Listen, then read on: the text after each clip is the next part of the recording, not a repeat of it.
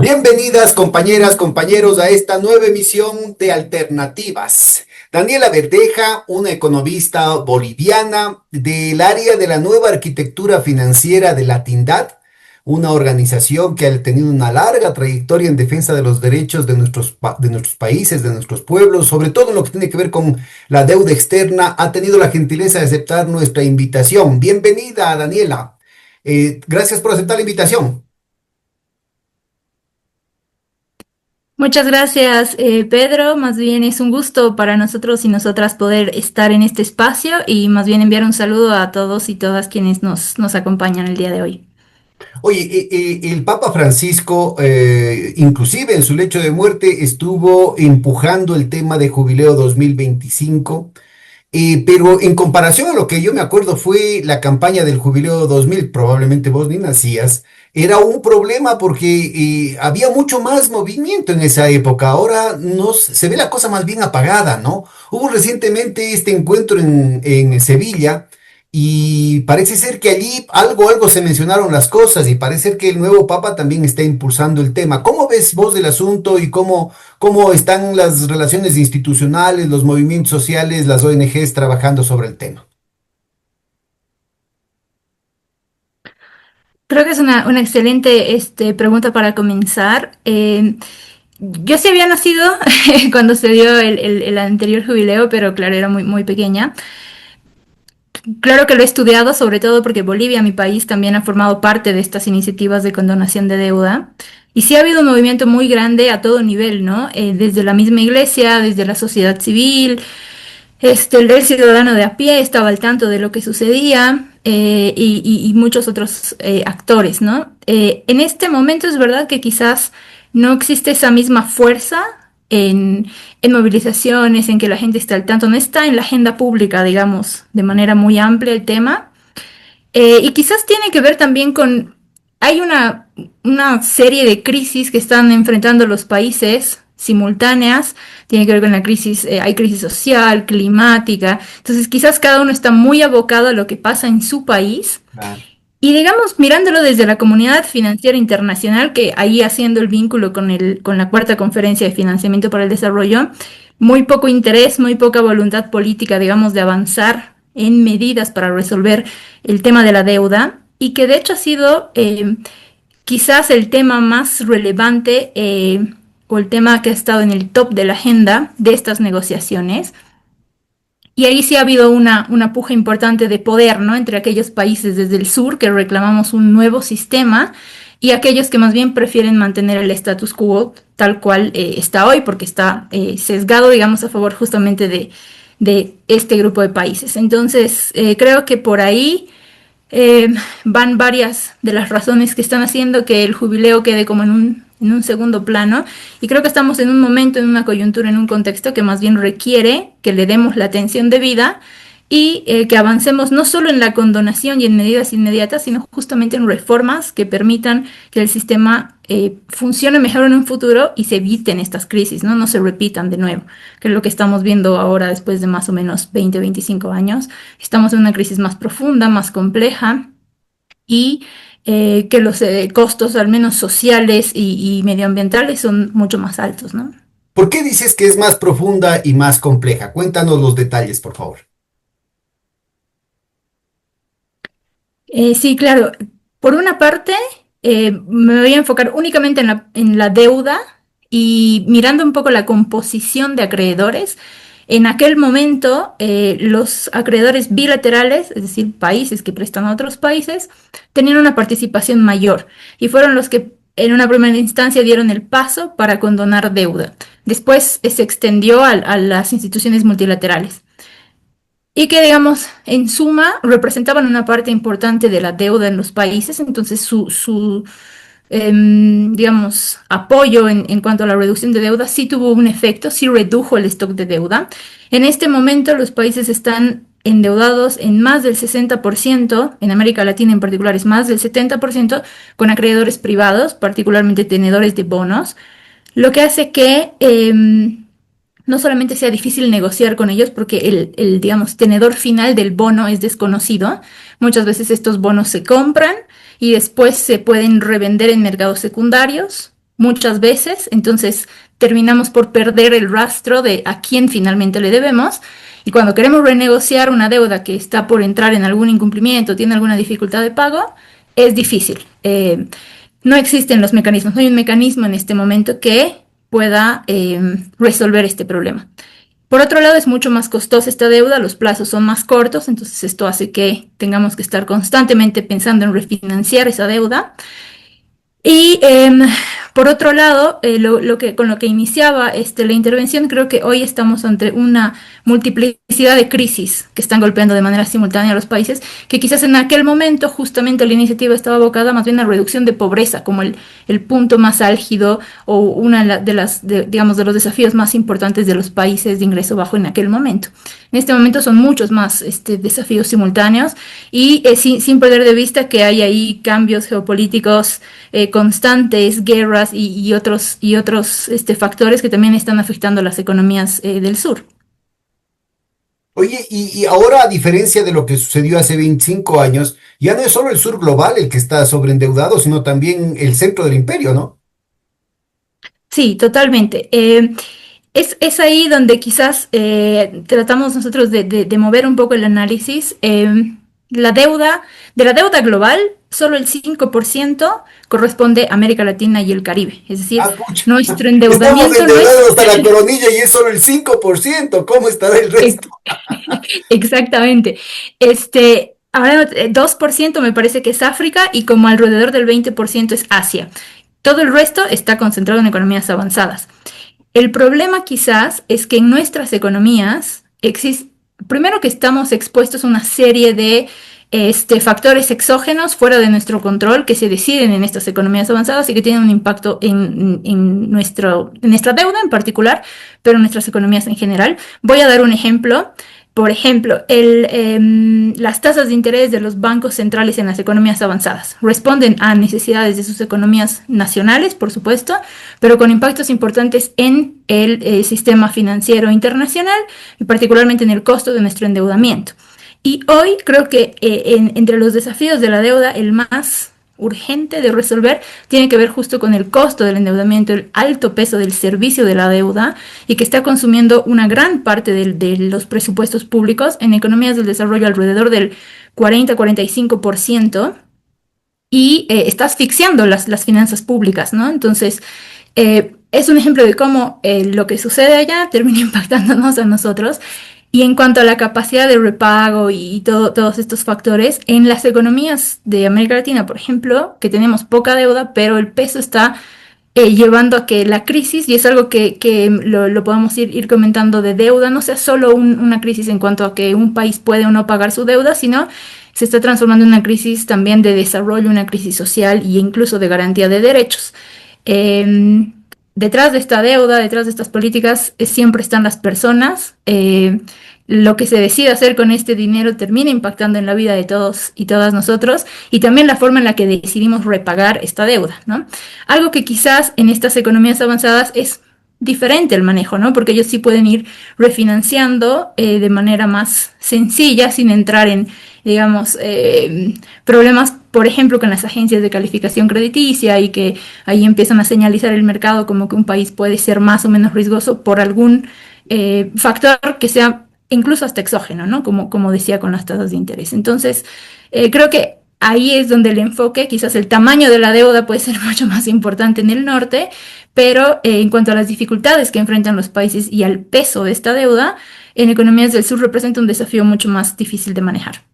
Sin duda, ¿no? Bueno, en el caso de los Estados Unidos, creo que necesitan solo este año 1.7 millón de millones de dólares para pagar la deuda pública. Claro, ellos tienen la maquinita de imprimirlo, pero en todo caso significa una transferencia brutal de riqueza de un sector a otro de la población, ¿no?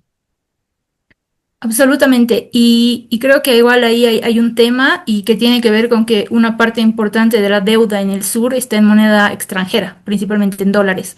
Entonces creo que ahí también para economías como las nuestras requiere un manejo diferente y en muchos casos presiona a que las decisiones de política se orienten a invertir el dinero en sectores que sean rentables de manera más rápida por ejemplo, extracción de recursos naturales, para poder obtener justamente divisas suficientes para ir repagando esta deuda, algo que quizás se maneja de manera completamente diferente en Estados Unidos o en Europa, ¿no? Que tienen monedas más bien fuertes y que son referentes a nivel internacional, a diferencia de nuestras monedas.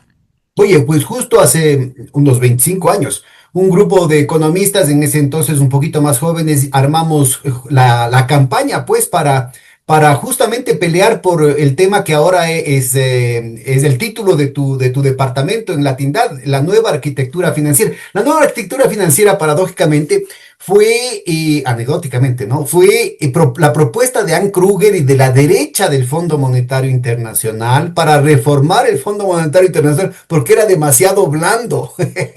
Así es que desde acá, desde América del Sur, armamos un grupo de economistas mayormente desconocidos, armamos toda una campaña para plantearnos justamente una visión totalmente alternativa, comprometida con los pueblos en torno a la nueva arquitectura financiera. Entonces, tú mencionas ahorita uno de los vectores fundamentales que apuntábamos en ese entonces, que tiene que ver con lo que en la literatura se llamaba el pecado original, es decir, la adquisición de una deuda en moneda extranjera.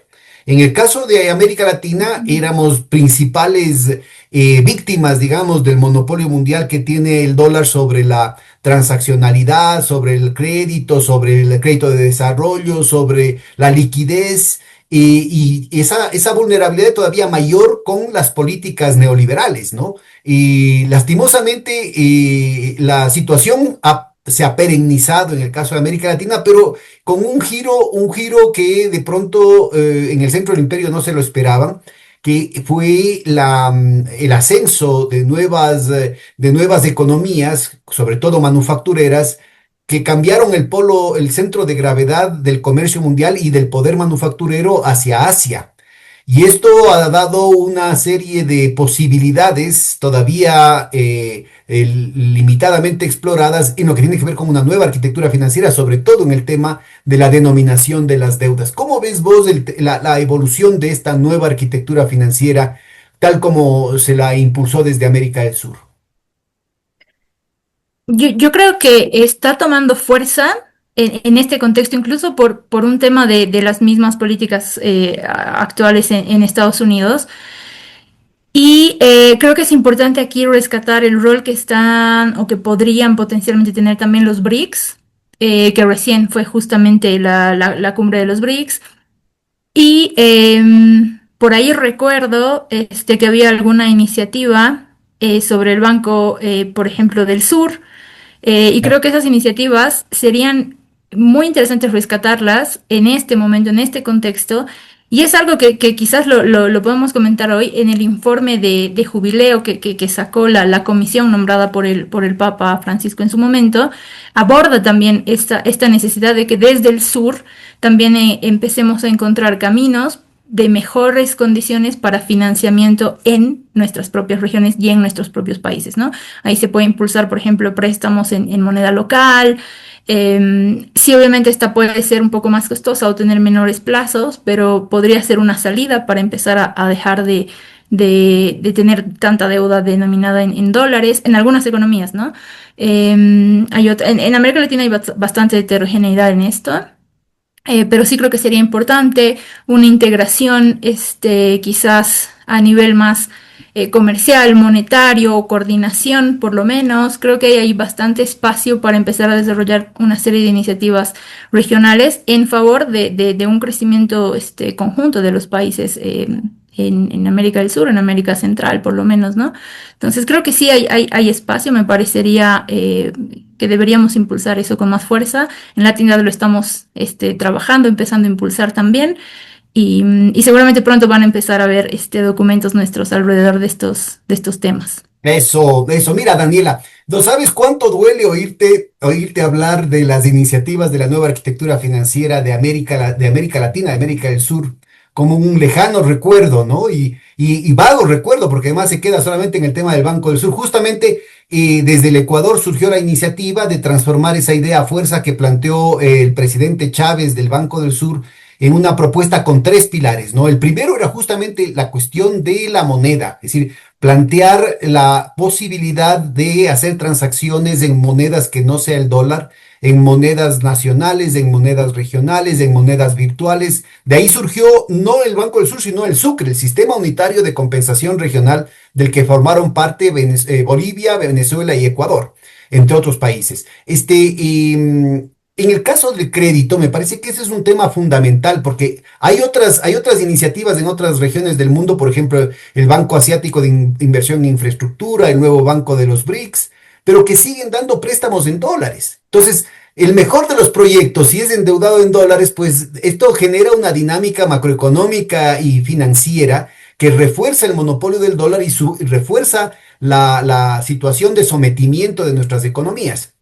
Y en tercer lugar, un tema que se ha vuelto muchísimo más evidente, cuando nosotros planteábamos esto, nos decían que esto era teoría de la conspiración, que es la necesidad de contar con fondos de defensa de nuestros países frente a la hostilidad y a la instrumentalización como armas de guerra económica del Fondo Monetario Internacional, del SWIFT y de buena parte del sistema monetario, financiero y de transacciones internacionales. Ahora, esto se ha hecho demasiado evidente, ¿no? No solamente el sistema de bloqueos en el que están la gran mayoría de la población mundial sufriendo las consecuencias de los caprichos del norte, sino inclusive en los chantajes que ahora se ve en el caso de Trump con el asunto de las tarifas, ¿no? Inclusive a sus socios más íntimos con toda la grosería se les plantean este tipo de chantajes.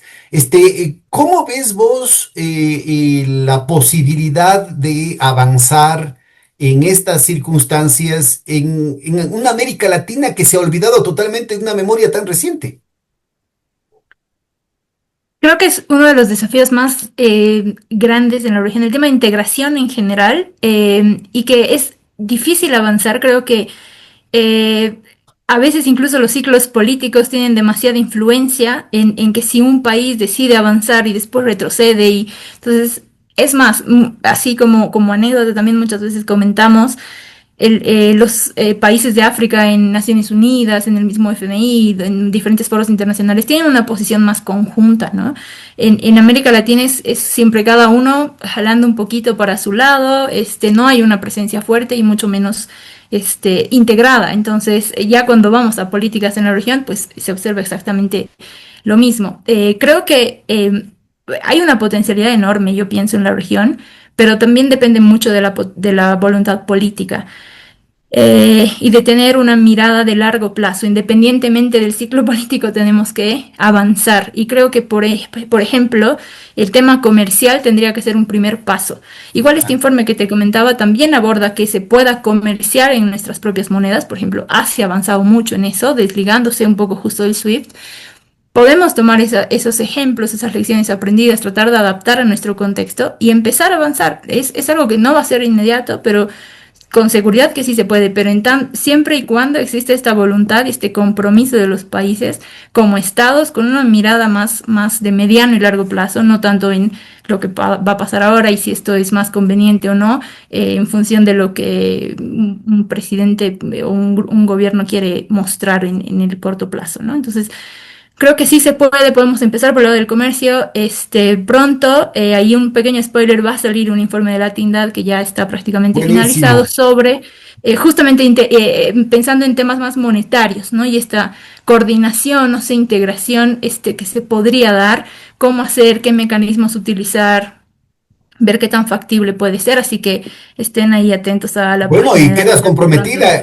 Modestamente, este espacio queda enteramente a tu disposición para cuando quieran hacer Muchas la gracias. presentación de ese informe también. Bueno, Perfecto, sería espectacular. vos tenías preparado una presentación también, ¿no? ¿Por qué no empezamos con eso para, sobre esa base, Bueno, articular algunas preguntas que te tengo preparadas? sí, sí, recientemente, así para dar un poquito de contexto, justo habíamos empezado conversando sobre el jubileo. En ese marco, el Papa Francisco, igual eso es una diferencia importante respecto al anterior jubileo, ha encomendado, ha nombrado una comisión de expertos a nivel internacional, son más de 30 expertos, que han elaborado un informe, digamos, con una mirada más técnica, académica, sobre la crisis, las causas de la crisis de deuda y desarrollo y cómo solucionarla, qué clase de reformas podemos apuntalar. Se ha publicado hace 2 o 3 semanas, hace poquito tiempo, Y lo que podemos hacer es un poco, lo que queríamos hacer el día de hoy es analizar un poco este informe que contiene. Cuéntanos, Daniela, ¿quiénes, si hay algunos nombres que vale la pena recordar entre esos expertos? Por supuesto, justamente, a ver, ahí voy a compartir la pantalla. El título ahí un poco creo que es importante resaltar. Tiene que ver deuda y desarrollo, no solo deuda, perdonen. Y ahí hablan de una economía global sostenible centrada en las personas. Entonces el título ya parece ser ambicioso y apuntalar hacia la dirección que muchas veces la sociedad civil trata de empujar. Aquí está una pequeña descripción del informe. Son más de 30 expertos, está presidida por el Premio Nobel en Economía Joseph Stiglitz y el ex ministro de Economía de Argentina, Martín Guzmán. Y digamos así, es una de las piezas claves en medio de las actividades que el Vaticano está organizando este año.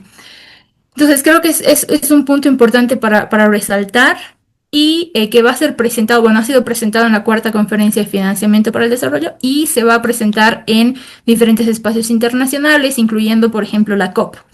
Entonces, que va a ser en Brasil este año. Entonces, sí va a ser uno de los informes o de las herramientas importantes desde el Vaticano en términos del jubileo. Y creo que es una manera también de darle fuerza a esta campaña, ¿no? En muy resumido, identifica las causas que les decía de la crisis y presenta un plan de acción. En el plan de acción, ahí en el tercer punto voy a resaltar dos grandes partes y que de alguna manera están alineadas a lo que se pretende con el jubileo este año. Por una parte, ellos hablan de reducción y alivio de deuda, incluyendo medidas en la línea de lo que han denominado un HIPIC 2. El HIPIC son siglas en inglés, pero se refieren a la iniciativa para países muy pobres, muy endeudados o altamente endeudados, que fue la primera ronda, digamos, de condonación antes de que inició un poquito antes de los 2000, ¿no? Y hablan como de una segunda ronda. Bueno, ahí sí hay que hablar, hay que decirlo. Quizás no hay que hablar de nuevo de países pobres muy endeudados. Ahí el nombre no sería el adecuado. Pero digamos, se van hacia esa línea. Y bueno, más adelante en la presentación voy a tocar este punto. Y una segunda parte del Perdón, documento. disculpa que te haga una nota al pie de página. ¿Por qué Claro, hacías claro. este comentario? ¿Ya no está de moda hablar de pobres o crees que los criterios de clasificación son ahora distintos? Los criterios son completamente diferentes. Lo que decía al inicio, ¿no? En aquel momento la centralidad era reducir pobreza. Hoy creo que hay diferentes desafíos que abordar. Y no sé si a un país digamos, va a estar muy a gusto con que se le domine, eres un país pobre, muy endeudado. Entonces, creo que por ahí también va el tema del nombre y un poquito pensando en que va más allá solo de pobreza, sino también hay temas ahí de desigualdad, hay temas de género, hay temas sobre todo de vulnerabilidad climática, ¿no? En medio de una emergencia que cada vez se hace más visible. Entonces, pero digamos va hacia eso. En este punto sí lo voy a retomar más adelante, Ya. porque parece estar alineado a lo que fue en aquel momento el jubileo, pero en cierta medida el reporte también parece alejarse de ese espíritu del jubileo, de la condonación de deuda. Entonces, bueno, esa es una parte que tendría que ver con la parte más inmediata, con las medidas más inmediatas. Y la segunda parte es la promoción de una serie de alternativas para abordar problemas sistémicos y deficiencias estructurales de la arquitectura financiera. Ya giramos la mirada un poco hacia reforma y aquí retomo palabras que Joseph Stiglitz dijo hace un par de años, que decía que en aquel momento parecía haber funcionado la condonación de deuda y que habíamos aprendido la lección y que hoy vemos que no hemos aprendido la lección y estamos otra vez en una crisis de deuda. Entonces, que no es suficiente solo un proceso de condonación o de reducción de deuda, sino reformar el sistema que la produjo, ¿no? Entonces, por ahí va. Ahora, la presentación está dividida en tres grandes partes. La primera, quiero recapitular el diagnóstico que hace el informe porque contiene algunas cosas muy interesantes, unos puntos positivos en la lectura que tienen, y identifica algunas causas y que trata de abordarlas o resolverlas en la parte de propuestas. Luego tenemos los principios, la segunda parte de mi presentación. Eso lo voy a pasar muy rápido. Creo que con los principios de resolución de crisis, lo que el informe hace es tratar de hacer el vínculo entre el diagnóstico y las propuestas. Que después quedan cabos sueltos, los vamos a ir identificando juntos, pero sí, digamos, creo que ese es el rol que trata de cumplir esa sección. Y luego entramos ya de lleno, que es donde sí quisiera detenerme, en las propuestas y qué clase de reformas están planteando desde esta comisión. Entonces, por una parte, ¿qué nos dice? Les voy a presentar aquí dos datos relativamente sencillos y cortos. El primero, que el porcentaje de ingresos fiscales destinados al pago de intereses se ha duplicado en la última década en el sur. Entonces, si bien el stock de deuda ha aumentado, no necesariamente se ha duplicado como sí ha sucedido con el solamente mirando pago de intereses, ni siquiera el servicio total, solo el pago de intereses en porcentaje de ingresos fiscales. Entonces, es decir, que estamos recaudando para pagar cada vez más intereses de la deuda. Esto tiene que ver con lo que mencionaba también al principio sobre la participación de los acreedores privados, que hoy tiene una preponderancia mucho más alta que lo que tenía en el, digamos, alrededor de los 2000. Y aquí lo que menciona el informe es que solo en 2023 las transferencias financieras netas desde países de ingresos bajos y medios bajos hacia acreedores privados alcanzó los 30.000 millones de dólares. Entonces, ¿esto qué quiere decir? Vamos por partes. Transferencias financieras netas se refiere a los desembolsos que reciben los países, este grupo de países, menos lo que pagan por servicio de deuda, que es amortización más intereses. Esto ya viene siendo negativo desde 2019.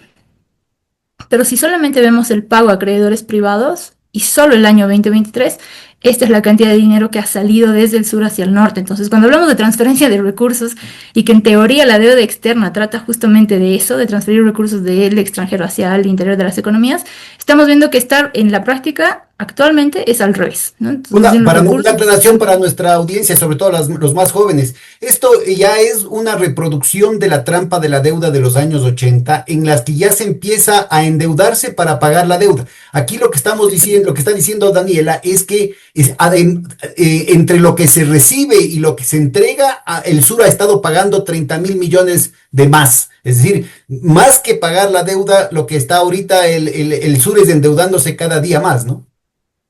Exactamente, y este punto es súper importante, que igual lo voy a retomar a lo largo de la presentación, y que en este momento muchos países están adquiriendo deuda, incluso del mismo FMI, para ir pagando deuda pasada, ¿no? Y tratar de ir llevando el problema un poco más adelante, cada vez más grande el problema, pero digamos un poco esa es la idea, y es algo sumamente peligroso, y que justamente es como que no hubiéramos aprendido la lección, y estamos entrando en un círculo igual, pero con matices que hacen más complejo el manejo, ¿no? de esta situación.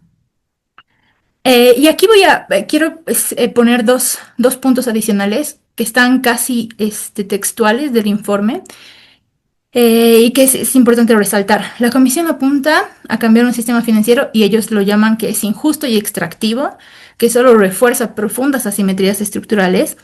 Y dicen además que un sistema que está al servicio del desarrollo no debe consolidar ciclos de deuda y dependencia. Entonces, creo que eso es importante resaltar, que lo dicen este grupo de 30 expertos, que además todos tienen, no todos están obviamente en la misma sintonía, entonces que en conjunto lo digan es importante. Y lo segundo es que se incluye y se reconoce las herencias del colonialismo, la esclavitud, el racismo, modelos económicos basados en extractivismo y asimetrías estructurales que no solo son económicas, sino también históricas y políticas. Y ahí textual lo pongo, preservadas por un orden internacional modelado por los más poderosos y estructurado de manera que los favorece. Entonces creo que esta lectura que tiene el informe está bien planteada, está bien en línea con lo que, por lo menos desde los movimientos más de justicia económica, de la deuda, sociedad civil, tenemos, ¿no? Entonces creo que eso está bueno. ¿Cuáles son las causas? Aquí he tratado de agrupar las principales. El informe es bastante denso, tiene mucho contenido, como lo van a ver en la presentación, pero digamos que trata de dar ciertas luces sobre lo que estamos atravesando hoy. Primero, nos habla de la responsabilidad compartida entre deudores y acreedores. Creo que eso es positivo.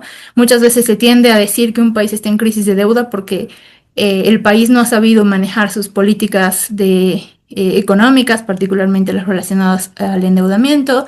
El país se ha sobreendeudado y es así absoluta responsabilidad de este país, pero también los acreedores y quienes prestan tienen una responsabilidad importante. Y en el informe sí se apunta particularmente a las instituciones financieras internacionales, y ahí entre paréntesis, que se refieren en muy resumidas cuentas al FMI. Hablan de la prociclicidad de los flujos de capital como asimetría clave, y esto tiene que ver con que, por ejemplo, en este contexto un poco de incertidumbre, guerras, y como decía, que las tasas de interés están muy altas en las economías avanzadas, los flujos de capital, de dinero, tienden a salir de las economías, digamos, entre comillas, más riesgosas, como las de la región, por ejemplo, e irse hacia estos, digamos, países que son más seguros, ¿no?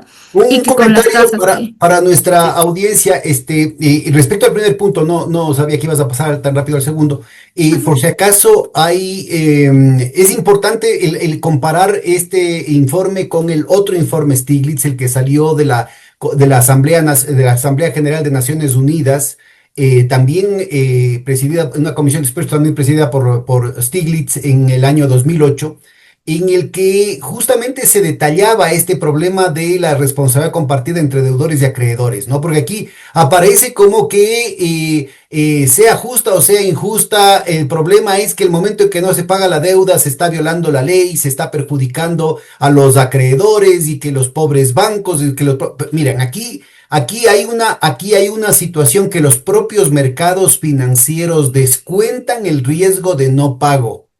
Y que en última instancia, ¿no es cierto?, tienen una serie de deducciones fiscales, una serie de exoneraciones, una serie de descuentos que permiten justamente cubrir esa diferencia. Así es que ellos ya están cobrando de antemano en el precio de los bonos o en el funcionamiento de los bancos que han estado involucrados en los préstamos, por ejemplo, al sur global, ya están contemplados todos los elementos por la posibilidad de no pago. Entonces yo creo que es importante entender esto porque en muchos casos, y en este caso además es muy notorio el caso de la situación del Fondo Monetario Internacional, en muchos casos los acreedores saben perfectamente que no van a recibir los pagos. En el caso del Fondo Monetario Internacional, los principales acreedores, los principales préstamos son a la Argentina, en la que se violó la normativa del Fondo Monetario y se violó la normativa interna de la propia Argentina con una cuota que representa más del 50% del capital social del Fondo Monetario Internacional y que no se va a poder pagar.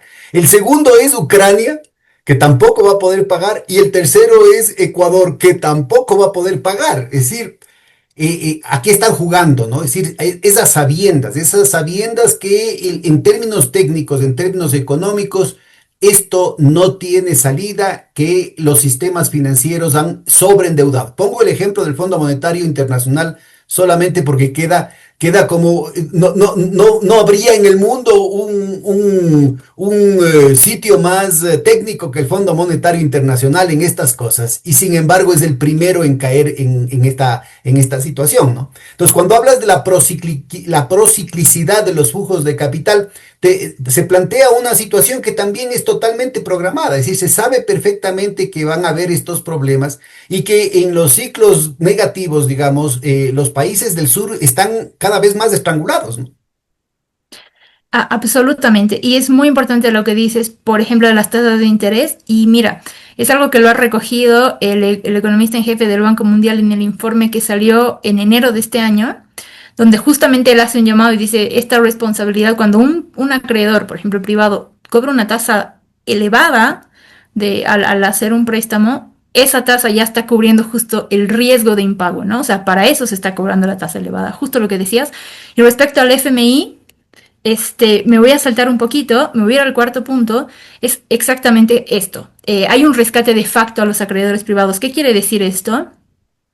Y relacionándolo con esta deuda para pagar deuda que decíamos hace un momento, el FMI entra cuando un país está ahí con alguna crisis, algún riesgo, y te dice, ok, te presto el dinero para que tú no dejes de pagar tus otras deudas.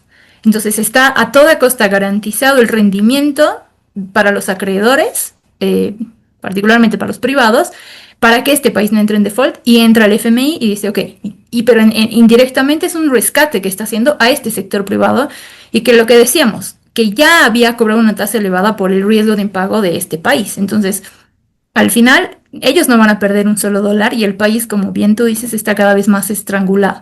Por eso es que ellos dicen incentivan un endeudamiento excesivo y de tipo inadecuado. Y dicho sea de paso, que cuando ingresa el FMI para hacer un préstamo, no es solamente más financiamiento para pagar deuda pasada, sino también incluye condicionalidades de política económica. Entonces, Condicionalidades que en muchos casos son totalmente contraproducentes, como el que tienes en el tercer punto. Ellos, a pesar exactamente. de que ya hicieron mea culpa, ¿no es cierto? Hay una oficina independiente, de evaluación independiente del Fondo Monetario Internacional, que reconoció que metieron la pata en la crisis de finales del siglo pasado, en la crisis del sudeste asiático, en la crisis caipiriña, en la crisis rusa, en la situación de Argentina, bueno, en una cantidad de casos específicos.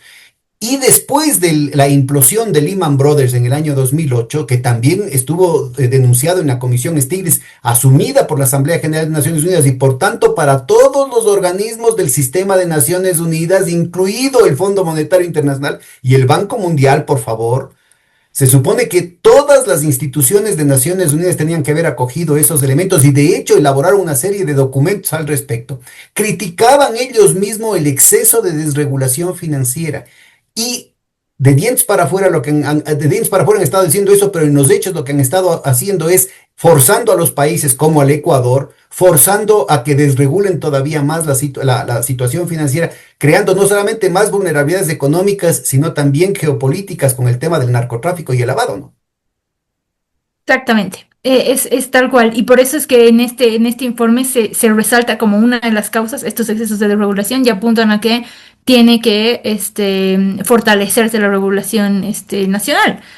Justo en todos los temas que has venido mencionando, es así tal cual. Y después sí voy a abordar una cosita también de Sigue, sigue, Argentina disculpa, yo te interrumpo ya de las has antes. mencionado. No, no, está perfecto. También y en línea con lo que ya igual habíamos venido conversando, hay una ausencia de una red de seguridad financiera global justa y confiable, ¿no? Entonces, ante esta ausencia de la única instancia donde puedes acceder cuando estás en un problema de sobreendeudamiento, pues es el FMI. No hay una red financiera global, de financiamiento global, más allá de eso. Entonces, esto sigue reforzando el mismo sistema. Y el último punto que quería rescatar sobre el diagnóstico que hacen es que los gobiernos, dice, se endeudaron en condiciones desfavorables. Y este punto sí me parece interesante desde una mirada regional, porque es cierto, o sea, nos endeudamos a plazos muy cortos, sin garantías de acceso a fondos de manera continua, y a tasas significativamente superiores a las ofrecidas, por ejemplo, por las instituciones financieras. En este punto, lo que ellos comentan, y por eso es que lo pienso desde una mirada regional, es que mucha de la inversión pública que se hace, por ejemplo, en términos de los objetivos de desarrollo sostenible, tiene unos retornos para la economía, para el desarrollo de un país, entre 30 y 40 años después de la inversión. Por ejemplo, educación, salud. El retorno a esa inversión en capital humano no es inmediata. Entonces, si nos endeudamos a plazos, a 10 años plazo, a una tasa del 7%, entonces es completamente insostenible si uno quiere financiar políticas de mejora de acceso a servicios públicos en un país, por ejemplo. Entonces, tratan de abordar a que debería existir un financiamiento en condiciones sumamente concesionales. Y aquí sí, importante decir, independientemente de la clasificación de ingreso per cápita que tengamos, porque en este momento América Latina y el Caribe prácticamente no tiene acceso a financiamiento concesional. El 90% de los países son de ingreso medio alto. Entonces, digamos, no nos queda mucho más que endeudarnos, digamos, a tasas de mercado. Entonces, no es conveniente, y deberíamos endeudarnos no solo a bajas tasas de interés, sino también a plazos de 30 o 40 años que permitan hacer una inversión verdaderamente sostenible en el tiempo. Entonces, Ahora, creo que eso sí es perdón, importante. Daniela, Sí. porque los argumentos que haces, fíjate cómo se conectan de manera tan exacta, ¿no? Justamente ese plus de endeudamiento privado, digamos, a tasas de mercado, ya incluyen lo que se llama la tasa de riesgo país, que justamente es la prima de riesgo que los países están pagando. No es la única, ¿ah? No es el único subsidio que tienen, sino que es ahí ya está el sobreprecio que están cobrando los acreedores de antemano ante la posibilidad de no pago.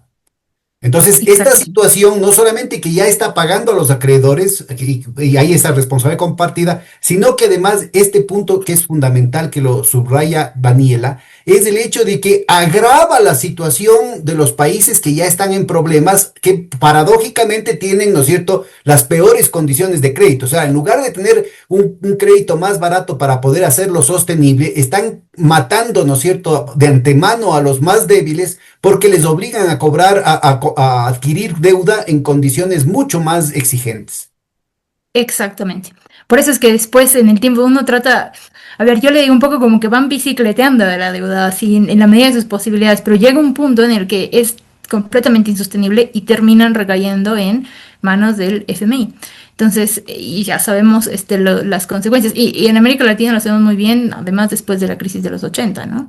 Entonces creo que sí, es súper importante rescatar. Y el último punto que ahí puse tiene que ver con que ellos hablan también de la calidad de la deuda. Y no solo en qué condiciones nos endeudamos, sino creo que es importante saber a qué destinamos esa deuda, que haya suficiente transparencia o rendición de cuentas, evaluar el impacto de eso y además saber cómo la estamos repagando. Entonces, al final las soluciones tienen que ir en todo el ciclo de la deuda, no es solo en una parte de ella, sino a lo largo del ciclo del endeudamiento, ¿no? Entonces, y eso es algo que igual lo voy a retomar más adelante. Este es el diagnóstico. Voy a entrar a los principios, los voy a mencionar, no quiero detenerme mucho en ellos, pero para tener una idea, y sí podemos entrar ya a las propuestas y ahí vamos a ir viendo qué cabos sueltos quedan o qué cosas sí están bastante bien alineadas. Son 7 principios, ellos dicen que se necesitan enfoques específicos porque hay también heterogeneidad en la deuda, pero con principios comunes, ok, eso es bastante general, responsabilidad compartida de nuevo, ok, no más transferencias netas desde los países sobreendeudados hacia los acreedores. Ok, un sistema justo no debiera permitir esto. Reestructuraciones con reducciones de capital, es decir, reducción del stock de deuda. Esto trata de apuntar un poco hacia esta condonación que hubo en el anterior jubileo. Ahora voy a retomar ese punto. Después dicen que en algunos casos solamente la reducción de tasas de interés y extensiones de los plazos de pago de vencimiento serían suficientes. Ahí hay matices que hay que ir analizando. Crecimiento en lugar de austeridad. Estoy de acuerdo, no más austeridad, pero el fin no es crecimiento, ¿no? El crecimiento económico es un medio para un fin, pero no es el fin en sí mismo. Entonces ahí igual hay ahí pros y contras.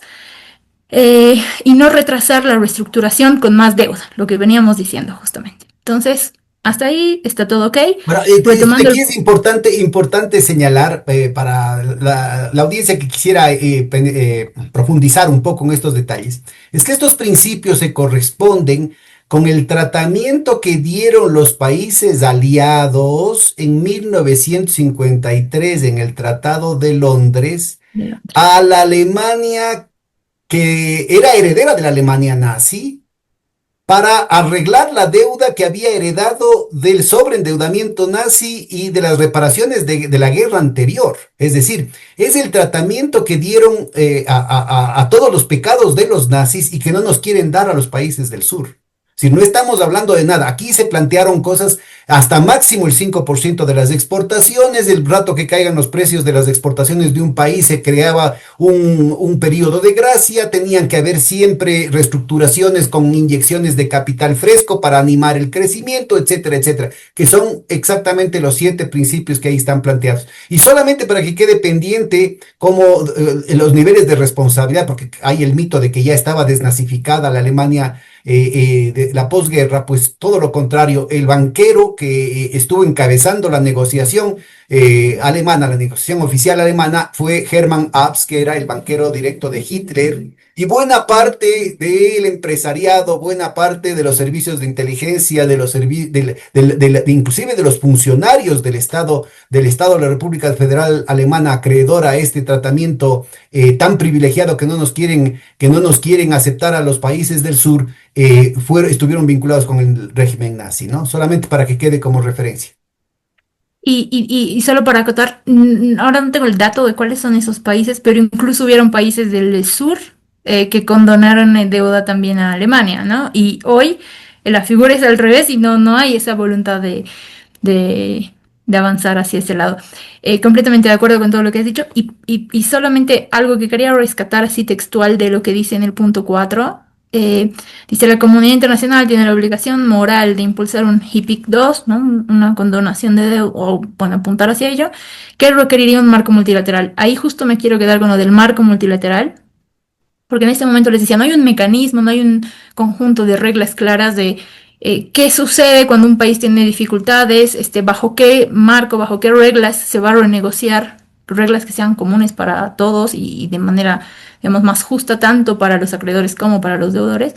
No existe y hay una demanda importante de hace mucho tiempo, obviamente, de sociedad civil y que se ha retomado con mucha fuerza este último año y medio, digamos, en todo el proceso hacia la cuarta conferencia de financiamiento para el desarrollo, en términos de iniciar un proceso intergubernamental hacia una convención de deuda. Ya lo voy a tocar más adelante, pero sí rescatar que ellos hablan un poco de este HIPIC 2 y un marco multilateral, ambas iniciativas. Las propuestas, aquí solo para tener una idea, están agrupadas en estos 8, digamos, ejes, en estas 8 secciones en el documento. Tiene que ver con la primera, acciones para resolver la actual crisis. El número 2 tiene que ver con cómo evitarlas en el futuro y cómo resolverlas si suceden. Y ya después entro a temas un poquito más específicos, que tiene que ver el tercero con los marcos de sostenibilidad de la deuda. Creo que es un punto importante, es una herramienta que está en manos del FMI y que es muy clave tanto para los préstamos como para procesos de renegociación de deuda. El cuarto punto aborda cambios en las políticas del mismo FMI y otras instituciones multilaterales. El punto 5 habla de una mayor y mejor financiación y distribución de riesgos desde la comunidad internacional, un poco lo que veníamos conversando. El sexto, reformas, digamos, con un enfoque más amplio del sistema multilateral de préstamos. Esto aborda básicamente los bancos multilaterales de desarrollo. El 7, reformar la legislación en jurisdicciones de acreedores para apoyar reestructuraciones justas de deuda. Lo voy a explicar con más calma más adelante, pero para tener la idea, ahí tiene que ver con legislación en jurisdicciones clave, ¿no? Que tiene que ver con básicamente Nueva York y Londres. Y el octavo punto habla algo que ya lo habíamos conversado al principio, mejorar condiciones locales y regionales de financiamiento en países y regiones en desarrollo. Ahora, no voy a entrar a cada uno en detalle porque se va a hacer muy largo. Lo que he hecho es agrupar en tres partes. La primera, todas aquellas propuestas que consideramos positivas, que están más alineadas con lo que se ha venido trabajando desde el movimiento de justicia económica y social. La segunda parte son propuestas que quizás tienen ciertos desafíos, que hay que evaluarlos, que hay que profundizar también en las propuestas para entender mejor a dónde apuntan. Y el último, que tiene que ver con, son dos principalmente, pero hay pues un tercer punto de preocupaciones que generan algunas de las propuestas en este informe. Entonces vayamos primero con aquellas que sí se orientan hacia avanzar una nueva arquitectura financiera. Hablan del alivio de deuda, incluyendo reducción de la deuda, no solo de su costo. Y aquí entra esta parte del HIPIC 2. Pero cuando uno lee la propuesta, está más orientada a reperfilar la deuda, es decir, buscar recomprar deuda, pero con otra que esté en condiciones mejores, o extender plazos, reducir tasas, renegociando con los acreedores para bajar el peso y llevar un poquito más, digamos, de manera más holgada el manejo de ese contrato de deuda. Entonces, no es que verdaderamente menciona la condonación como si se apuntaba en el jubileo del 2000. Entonces, creo que ahí el informe se aleja un poquito de lo que es el espíritu del jubileo y el marco en el que se ha Pero no desarrollado. solamente eso, sino que recordemos que el Papa Francisco, las palabras del Papa eran mucho más avanzadas que el Jubileo 2000, porque hablaba de anulación de las deudas injustas, anulación de las deudas insostenibles. Esas son palabras que no estuvieron en el 2000, no se discutían en el año 2000, en la campaña de Jubileo 2000, y que sí las dijo el Papa Francisco personalmente. No veo que esté aquí ese espíritu, ¿no? Exactamente. Y además algo que muy importante que dijo el Papa Francisco es si este perdón de la deuda externa en reconocimiento de la deuda ecológica. Entonces creo que ahí también hay un vínculo muy Ah, importante, muy fuerte y que es una demanda cada vez más, digamos, creciente desde movimientos no solo a favor del medio ambiente, sino de diferentes movimientos sociales, sociedad civil, ¿no? Entonces sí, por ejemplo, ahí sí siento que sí se aleja, que no está alineado a lo que venía pidiendo el mismo Papa, ¿no? La autoridad máxima de la Iglesia. Y creo que ese es uno de las principales, digamos, críticas que tenemos al informe, pero sí, por lo menos, habla del alivio de deuda que no se ha mencionado en otros informes de expertos, más bien apuntan mucho a una crisis de liquidez y que no es tanto de solvencia. Entonces creo que por ahí sí está bueno mencionar que el informe sí lo menciona, pero alejado de ese espíritu que veníamos diciendo. Una segunda medida que sería, digamos, en un corto plazo o una solución a este peso, ellos hablan de cláusulas jurídicamente exigibles en los contratos de préstamo y mencionan dos. La primera, proponen una suspensión automática de pagos para los países que enfrentan dificultades. Entonces, ¿esto qué quiere decir? Que cuando un país empieza a renegociar su deuda, se suspenden los pagos del servicio de la deuda en ese momento hasta que finalice la renegociación. Y esto que apunta a que muchas veces los acreedores tienden a darle vueltas y a alargar el proceso, se hace un proceso muy largo hasta de años antes de que una deuda se renegocie. Entonces la idea es que como no reciben el pago durante lo que dura la renegociación, también tienen el mismo interés de que sea un proceso mucho más ágil, oportuno, ¿no? El segundo tipo de cláusulas que ellos mencionan son de contingencia. Esto quiere decir que cuando un país se enfrenta a un shock, por ejemplo, puede ser un shock climático, un evento climático que impacta su economía, entonces se suspenden los pagos hasta que este país pueda resolver el problema del shock, que puede ser no solamente climático, ¿no? Puede ser una crisis económica, política, social que está afectando la economía. Entonces se suspenden los pagos para dar un espacio justo que el país pueda atender esa emergencia y después se retoma.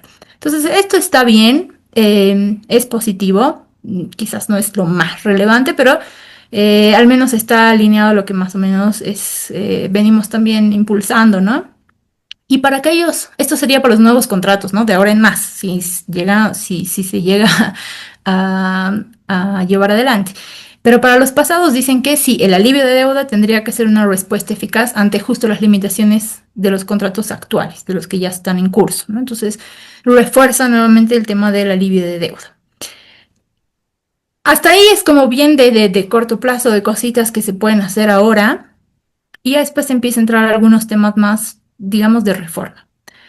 Eh, es importante decir que ellos reconocen la ausencia de este mecanismo de resolución de crisis de deuda. Digamos, foros internacionales hay un debate.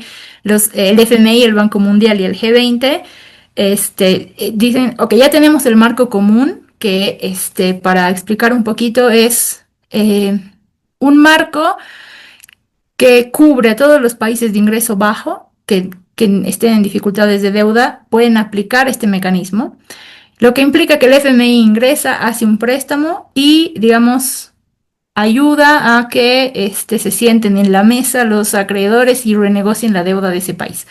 En la práctica no ha funcionado, prácticamente no ha habido solo 4 países han aplicado hasta el momento y ninguno ha recibido un alivio verdaderamente de deuda y el tiempo ha durado más de 2 años en algunos casos. Entonces, al final es lo que en inglés se dice too little, too late, es reestructuración que llega muy tarde y que es demasiado reducida, ¿no? Entonces, Ahora, hacen un pero en llamado. los hechos no ha funcionado este tribunal, ¿no? Un Ah, no, tribunal. no. Este es el marco común que actualmente Ah, es el existe. marco común, pero ha estado operando en resolución de problemas específicos de algunos países. Cuéntanos. Son 4 africanos, Zambia, Ghana, ay, cómo lo he olvidado, Chad, y hay uno más que también es de África, que ahora no me viene el nombre, que han aplicado después, justo después de la pandemia, se lo hicieron esa iniciativa. Y ya algunos ya han terminado sus procesos, pero si uno ve la deuda y lo que tiene que continuar pagando, el alivio es nulo, pero además lo tienen al FMI ahí impulsando medidas de austeridad. Entonces, Ese realmente no ha solucionado aquí nada. se le llama salvavidas de cemento. Tal cual, exactamente. Y por eso es que el informe reconoce que hay una ausencia de un mecanismo de resolución. El FMI y el Banco Mundial dicen, no, pero aquí está el marco común. Bueno, el debate es ese, pero realmente no hay un mecanismo formal, permanente, de resolución. Entonces, por eso es que en el informe hacen un llamado a este tribunal. Ellos lo llaman Tribunal Internacional de Quiebras. Y dicen inicialmente mediante un servicio de mediación bajo los principios de ONU, ¿no? Para procesos de reestructuración. No dice que este tribunal se establezca en ONU, pero indirectamente, digamos, incluye el trabajo de ONU en esta materia. Es positivo, en este momento, como no hay un mecanismo, tendría que ser un tribunal con un árbitro independiente, porque al final el FMI es juez y parte, ¿no? En estos procesos de reestructuración. Entonces, necesitamos un árbitro independiente y que se lleve adelante un proceso que sea justo, transparente, digamos, democrático, donde cada país tenga también su voz, su voto, porque en este momento lo que dice el FMI y acuerda con los privados es la ley y el deudor tiene que acatarlo, básicamente. Entonces, me parece que esto importante, esto es algo que, bueno, tú también sabrás, la sociedad civil ha venido demandando un mecanismo multilateral hace muchos años. Como decía, se ha retomado con fuerza este último tiempo en términos de esta conferencia en Sevilla. Pero creo que aquí igual quisiera rescatar que no es tanto un tribunal, no debería ser solo para quiebras. Quiebras suena que cuando no hay otra acudes a ese tribunal.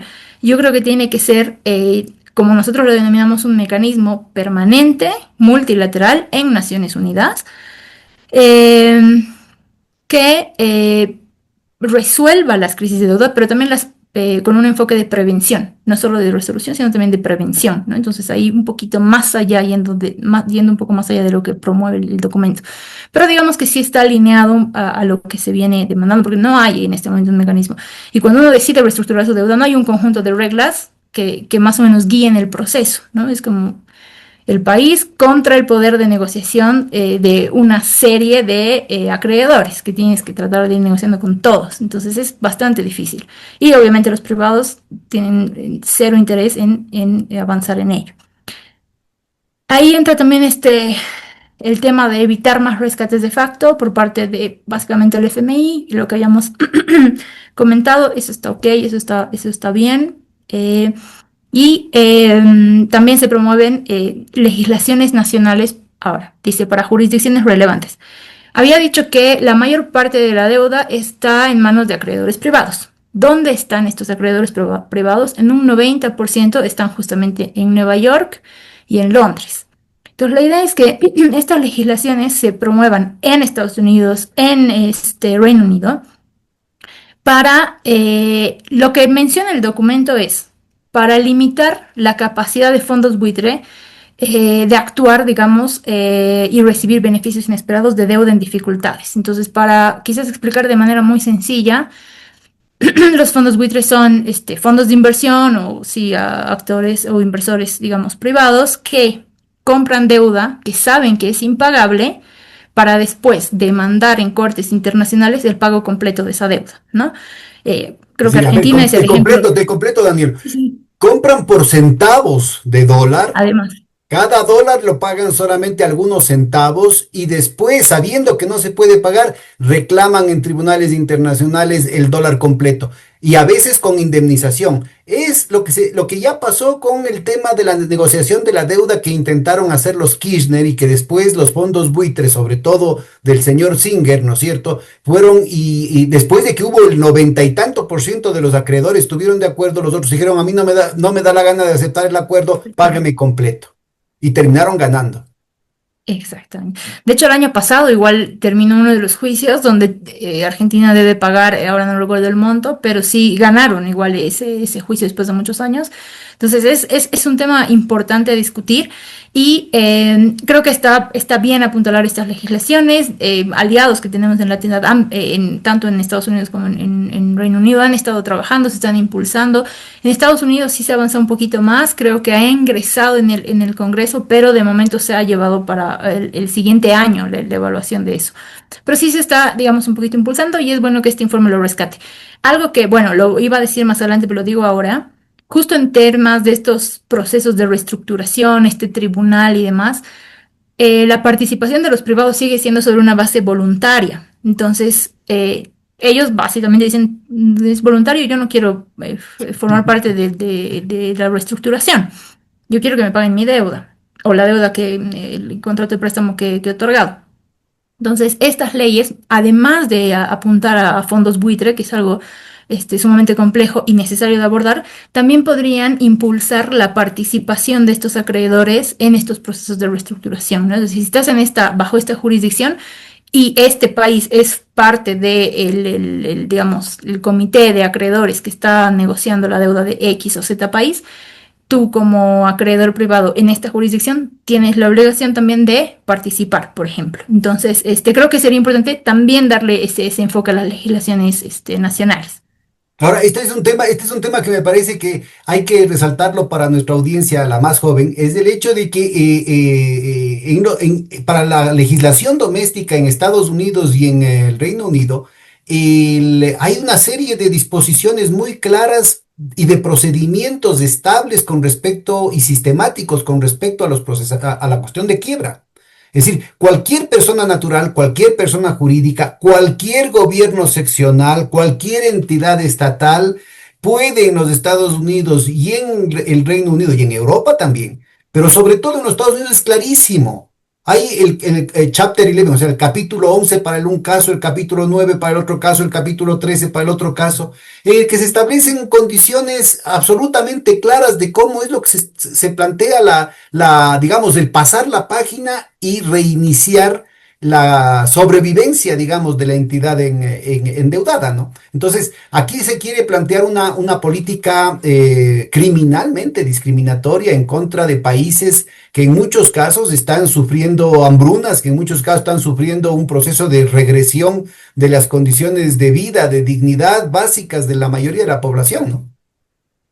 Sí, absolutamente. Y creo que a veces se pierde justo eso de vista, ¿no? El efecto en la gente y que el efecto igual se distribuye de manera desigual, ¿no? Entre Claro. diferentes grupos poblacionales. Así que sí, absolutamente de acuerdo. Ya aquí voy a ir cerrando esta primera parte. Hablan y esto igual es bien importante, el poder de las herramientas que en este momento evalúan la capacidad de pago o el riesgo de un país, ¿no? Puse en primer lugar el tema de las agencias de calificación crediticia. En este momento hay tres que a nivel mundial evalúan lo riesgoso que es un país, ¿no? En términos de repagar su deuda. Entonces ellos proponen la creación de lo que denominan una oficina pública mundial de calificación crediticia y que en términos prácticos podría servir como un sustituto a una calificación privada. Entonces, creo que esto es positivo porque hay un desbalance y un oligopolio ahora. Es necesario hacer una revisión de las metodologías, pero además contrarrestar ese poder, ¿no? Y nosotros más bien habíamos impulsado una agencia multilateral, pero creo que esto está bastante alineado hacia ese lado, entonces es positivo. Y además, esto es algo que también tiene una influencia importante en los países de la región, que la mayoría tiene acceso a mercados internacionales. Entonces, estas Por si calificaciones acaso, para son... nuestra audiencia, los calificadores de riesgo son los rectores, digamos, de la evolución del índice de riesgo país, o sea, de esta penalización que se hace sobre la tasa básica a la que se puede prestar, a la que se puede pedir prestado en los países desarrollados, sobre todo en los Estados Unidos, en Europa. Normalmente son juez y parte, porque están directamente vinculados con los grandes cárteles de acreedores. Exactamente. Detrás de esas oficinas, si uno empieza a revisar vínculos, bastantes digamos, cosas que nos llaman la atención. Bueno, antes de pasar eso, después, los análisis de sostenibilidad de la deuda, digamos, el monopolio ahí es el FMI, es el que realiza estos análisis y son herramientas que inicialmente estaban destinadas a orientar las políticas de préstamo del FMI. Entonces, pero en el fondo terminan siendo mucho más importantes en justos los procesos de renegociación. ¿Por qué? Porque estas herramientas dicen qué tanto hay que reducir la deuda para que sea sostenible. Entonces, bueno, luego voy a entrar al enfoque, pero terminan siendo muy importantes en los procesos de reestructuración y tienden a tener previsiones súper optimistas de que un país puede lograr muchísimas cosas en un año, 2 años. Entonces terminan apretándolos al máximo con la austeridad, como un poco lo que ha pasado en Argentina. Me imagino que en Ecuador también tienen En el ejemplo Ecuador muy también. claro. Bueno, también lo hemos visto hace poco en Surinam, ¿no? Incluso les han básicamente obligado a que implementen un impuesto del tipo IVA, que sabemos que es regresivo, bueno, en fin. Pero sí, sí, digamos, tiene este efecto. Entonces, es una herramienta muy, muy importante en todo este proceso. Y lo que rescato de todo lo que hablan alrededor de los análisis de sostenibilidad de la deuda es que ellos también plantean que se puede reforzar el poder de negociación de los países deudores si ellos elaboran sus propios análisis y que sean además utilizados y válidos en estos procesos de renegociación. Entonces creo que eso está positivo, eso es algo que también lo veníamos impulsando. Argentina hizo algo similar en la última renegociación que tuvo, justo cuando Martín Guzmán estaba de ministro de Economía, ¿no? Entonces quizás por eso también él lo ha puesto en el informe. Entonces esto sí es positivo y vamos a volver a ese punto más adelante. Después sobre las IFIs y particularmente sobre el FMI, 2 puntos. El primero, hablan de una eliminación de la política de sobrecargos del FMI. Los sobrecargos o las sobretasas del FMI son justamente eso, tasas sobre las tasas de interés que se cobran para los países prestatarios de este fondo, ¿no? Entonces, ¿cómo funcionan en la práctica? Tenemos sobrecargos por nivel y por tiempo. Por nivel quiere decir cuando un país se endeuda por encima de su cuota en el FMI, todos los países tienen un porcentaje de cuota en el FMI. Entonces, si un país se endeuda por encima de su cuota, por más del 185%, creo que ahora lo han subido, pero era más del 185% de su cuota, entonces tiene que pagar una tasa adicional a la tasa del préstamo. Si además tarda en devolver el crédito más allá de, la anterior vez era 36 meses, varía un poco según el programa, pero digamos, tarda más de 36 meses en devolver, entonces tiene otra sobretasa sobre la tasa del préstamo. Y si sobrepasas el tiempo y sobrepasas el nivel, la tasa es obviamente más alta. Entonces al final, estas sobretasas ocasionan, como en el caso de Ecuador y Argentina en la región, también Costa Rica pagaba, ocasionan que te prestes del FMI a tasas básicamente de mercado. Entonces no tiene sentido absoluto. Lo que ellos argumentan es que estos sobrecargos deberían incentivar a que un país se preste menos y devuelva rápido. Pero si son países que han acudido al FMI es porque ya están en un problema de balanza de pagos, ya están en una crisis de deuda o por entrar a una. Y entonces lo único que hacen estos sobrecargos es ser contraproducentes y perjudiciales para el país. Entonces no tiene sentido alguno y ya hay mucha evidencia que ha demostrado que son innecesarios y que además esto no afecta en absoluto la capacidad de financiamiento del mismo FMI. Entonces habría que eliminarlos. El año pasado, el anteaño pasado se terminó la revisión de sobrecargos y lo que hicieron es aumentar estos límites para que menos países paguen sobrecargos, pero no se eliminó la política y no hay un argumento que la sostenga. Entonces es bueno que este informe la rescate. Para que tengan una idea, entre los 3 países con mayores sobrecargos en el mundo están justo Argentina y Ecuador. Y después, además, hablando también del FMI, proponen emisiones regulares de derechos especiales de giro. Igual, para hacerlo un poco más sencillo, los derechos especiales de giro son como la moneda del FMI y en realidad son una cesta de monedas. Está compuesto por 5 monedas a nivel mundial. El dólar americano, el euro, la libra esterlina, el yen japonés y el renminbi chino. Entonces, a partir de esa cesta, digamos, es que se genera, digamos, estos derechos especiales de giro, que son, como les decía, como la moneda del FMI. Entonces, el FMI las puede emitir eh, siempre que sus accionistas estén de acuerdo, particularmente Estados Unidos, que tiene poder de veto en el FMI. Entonces, pero se han emitido como ejemplo, ya se han emitido 4 veces, pero la última vez fue justo después del inicio de la pandemia en 2021. Se emitieron 650.000 millones de dólares en derechos especiales de giro. ¿Y qué sucede? Se emiten y como todos los países forman parte del FMI, en función de sus cuotas, inmediatamente reciben esos derechos especiales de giro en sus países. ¿Por qué? Porque todos son miembros. Esos derechos especiales de giro pueden ser utilizados por los países para financiar, si quieren, incluso presupuestos fiscales, o si quieren para aumentar sus reservas o para repagar deuda, pueden utilizarlo para lo que deseen. Eh, y no es deuda, no es que hay que devolver al FMI. Entonces eso es importante rescatar y por eso se ha hablado mucho de estas emisiones de derechos especiales de giro.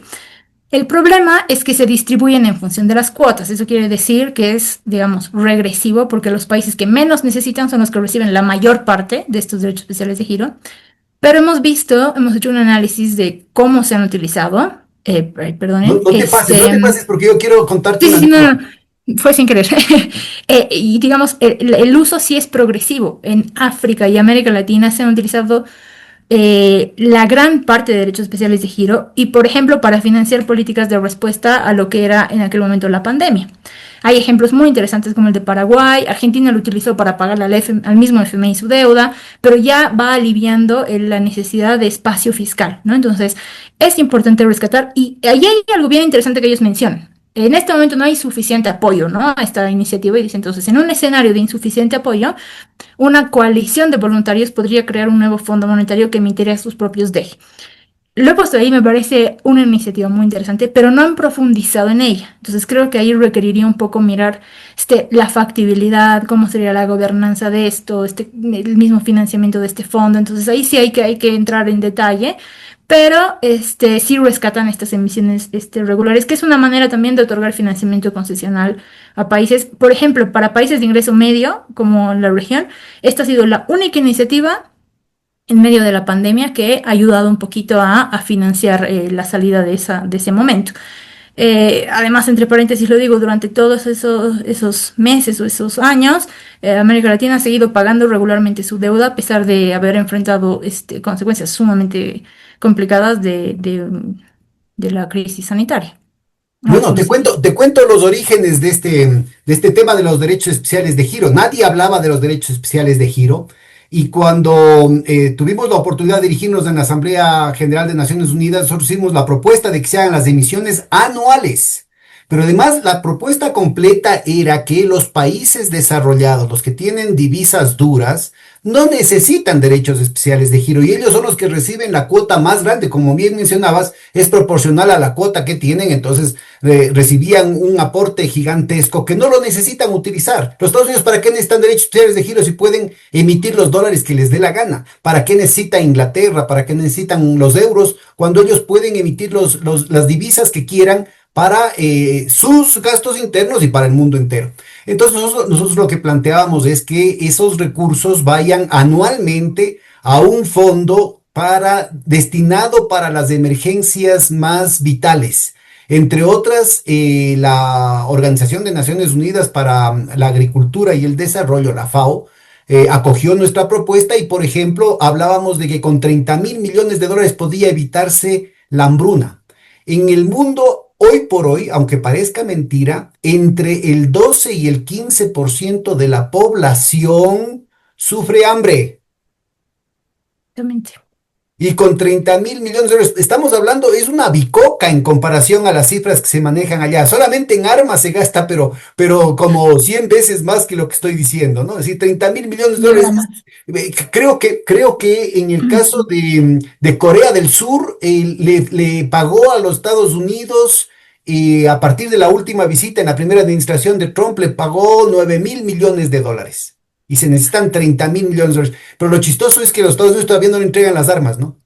Así es que para que vean ustedes de las dimensiones que estamos hablando. Primer punto. Segundo punto, justamente yo participé en una comisión, la primera comisión Stiglitz, y Joe Stiglitz, que ha sido siempre abanderado de las mejores causas, y no, nunca vio con buenos ojos el tema de los derechos especiales de giro. Y fue todo un escándalo que decían. Yo me acuerdo que vino acá al Ecuador Liliana Rojas Suárez y otros economistas supuestamente latinoamericanistas a decir que era una barbaridad, que eso era imposible, que estaban técnicamente mal diseñados y que inclusive si hubiera cómo emitirlos y se pudiese resolver el tema técnico contable que estaba mal hecho, tenía que pasar por la aprobación del Congreso de los Estados Unidos, del Senado de los Estados Unidos, de la Corte Suprema de los Estados Unidos, que entonces era una cuestión, era una verdadera barbaridad, que era una ignorancia el plantear una cuestión de esa naturaleza.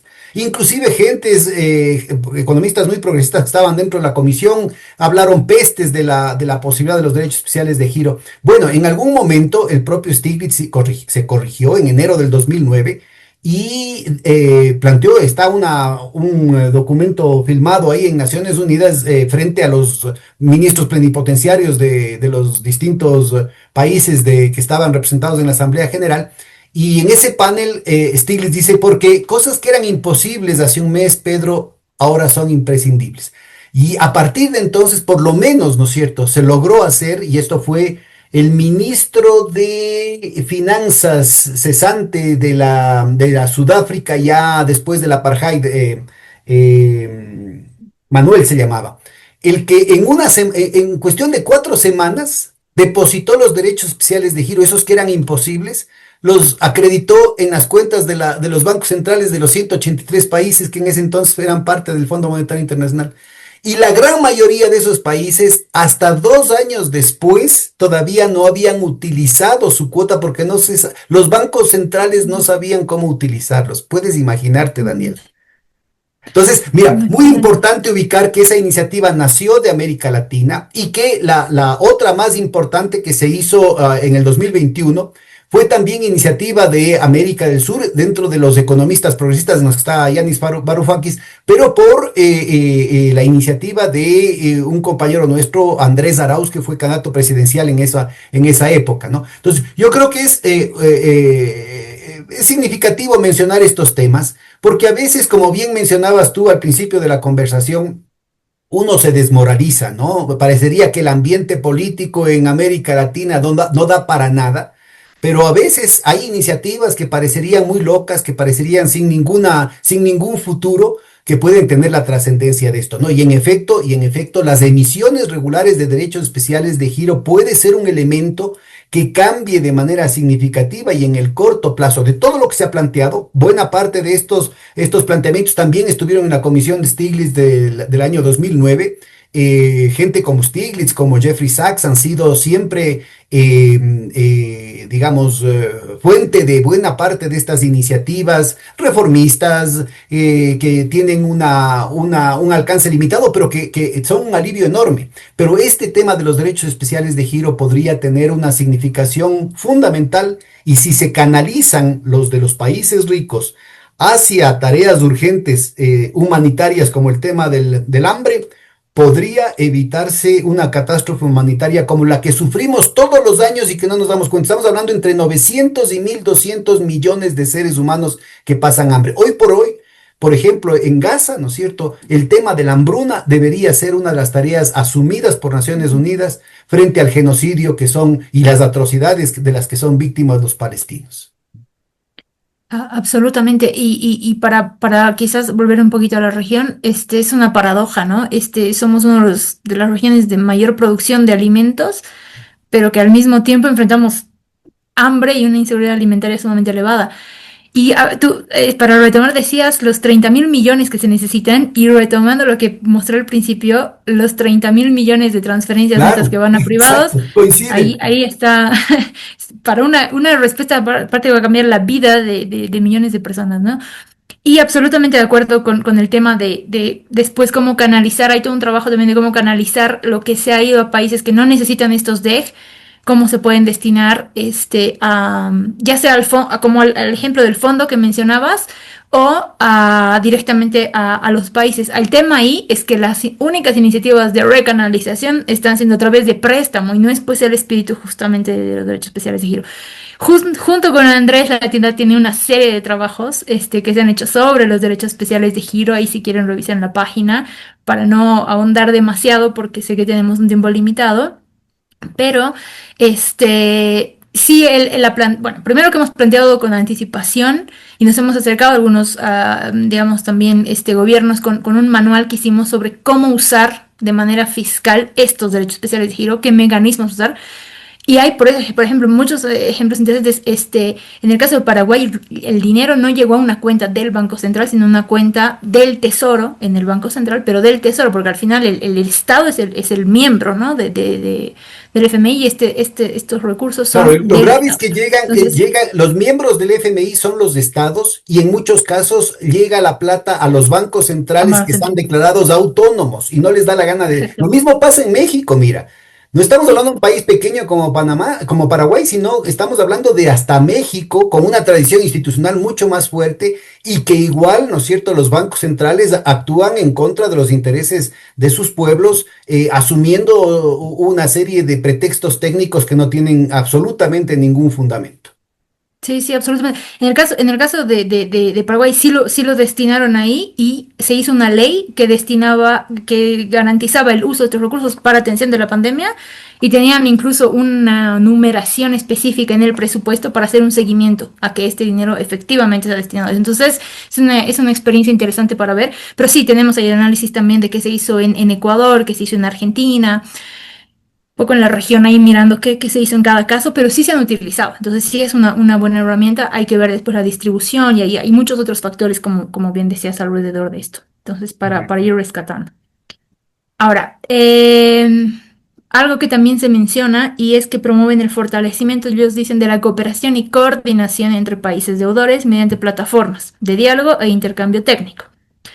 Esto, digamos, básicamente se refiere a la plataforma de deudores que también se ha venido impulsando no recuerdo ahora el año, pero ahí hubo la iniciativa en Cartagena, seguramente la recuerdas, Pedro, y que quedó así en nada. Pero ellos hablan más de diálogo e intercambio técnico, pero sería un primer paso, ¿no?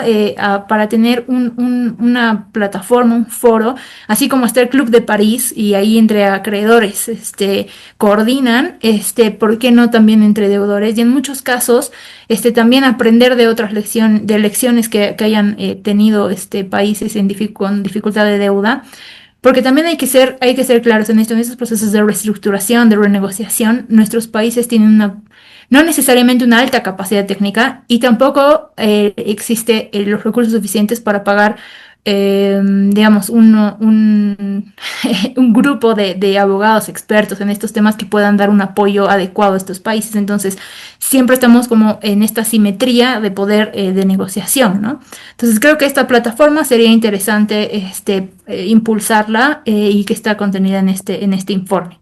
Listo, por si acaso también la iniciativa del club de acreedores, del club de deudores, De digamos, para deudores, club de contraponerse al club deudores, de exacto. acreedores, que era un gran tabú, también nació y que intentó ser aplicada por un presidente socialdemócrata ecuatoriano, Rodrigo Borja, entre el 88 y el 92. Ese Y año. se intentaba, tenía la posibilidad de coordinar con Alan García en Perú, con Alfonsín en Argentina, con Sarney en Brasil. En fin, había la posibilidad de tener una coordinación, tenía las cosas listas, había mandado a sus hombres más de confianza como embajadores a los respectivos países, pero también para negociar con Japón, Estados Unidos y los distintos países de Europa. Tenía el apoyo de importantes líderes socialdemócratas europeos. Y en su momento la City de Londres y Wall Street se movieron para tumbar todo con golpes de Exactamente. Estado, bueno, a Alfonsín le acabaron el periodo antes de tiempo, ¿no? Entre otras cosas, por eso provocaron hiperinflaciones para destruir los planes heterodoxos que eran parte de esta gran movida socialdemócrata en Argentina y Brasil. Y era tan chistoso porque supuestamente era un tema técnico, ¿no? de que es el más mal manejo económico. Y en el caso de Argentina, al día siguiente que el presidente Alfonsín declaró que iba a renunciar porque que iba a entregar el mando antes de tiempo, ese momento los precios bajaron. Y los supermercados que estaban totalmente desabastecidos, inmediatamente volvieron a estar abastecidos. Sí, sí, exactamente. Esto es toda esa época y cómo se tumbó justo la iniciativa de este club, no recuerdo el nombre, Club de Deudores era. Entonces eso apunta más o menos hacia ese lado, mirándolo más desde el diálogo y el intercambio técnico. Otra de las propuestas, y esto que igual lo habíamos conversado al inicio, con financiamiento en el sur, ¿no? Desde las condiciones regionales de financiamiento, lo que promueven es préstamos en moneda local, fortalecimiento de mercados financieros nacionales. Y voy a después retomar un poco esto, pero estos préstamos tienden a ser en tasas más altas, plazos más cortos, y al mismo tiempo pienso en los principios, en las propuestas estas de reducción de costos, de que tengan mayores plazos, pero no sé cómo eso se va alineando con esta propuesta, por ejemplo. Entonces, por eso digo, lo voy a retomar más adelante, pero veo que algunas partes de todo lo que hemos venido conversando están así como sueltas, por un lado, por otro lado, y no terminan de dialogar entre ellas, ¿no? Entonces, esta propuesta está buena, es interesante, sería muy útil en nuestros países. Pero, ¿cómo hacemos con el tema de cómo funciona en este momento la determinación de las tasas de interés, por ejemplo? Bueno, aquí también, mira, tenemos la memoria muy corta y es una lástima que muchos economistas progresistas se hayan olvidado las discusiones que tuvimos hace 10, 15 años y que prácticamente arrasamos cualquier oposición técnica que había al respecto, porque demostramos que era perfectamente factible el tener estos sistemas de pagos en monedas locales o en monedas regionales, ¿no? Porque en realidad es una matriz de compensación de pagos, no se necesita la moneda física.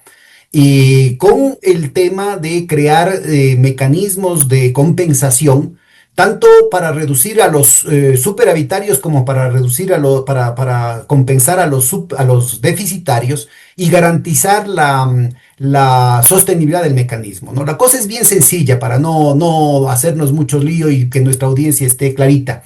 Por ejemplo, no hablemos del Ecuador, que es dolarizado y que complica la conversación, pero, por ejemplo, Bolivia tranquilamente podría tener un saldo, ¿no es cierto?, a pagar en su contra y entonces simplemente emite bolivianos. ¿Cuál es el problema?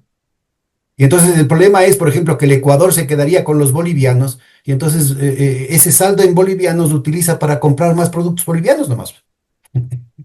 Ese es el pequeño Exactamente. detalle que es tan duro para entender a los economistas, sobre todo que estamos lavados del cerebro. Y esta creencia, que es puro superstición, se convierte en uno de los puntales para el monopolio mundial que tiene el dólar sobre la transaccionalidad.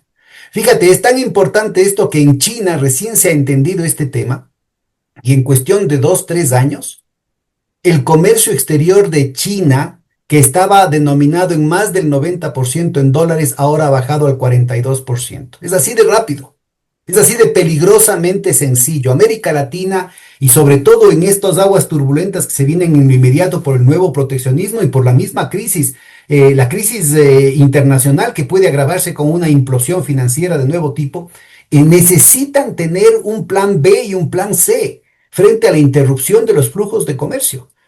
Y ahora ya han destruido a la LADI y ahora han destruido otros mecanismos que tenía América Latina para funcionar en este plano. La LADI en algún momento llegó a representar el 93% de las transacciones intralatinoamericanas, ahora está absolutamente saboteada.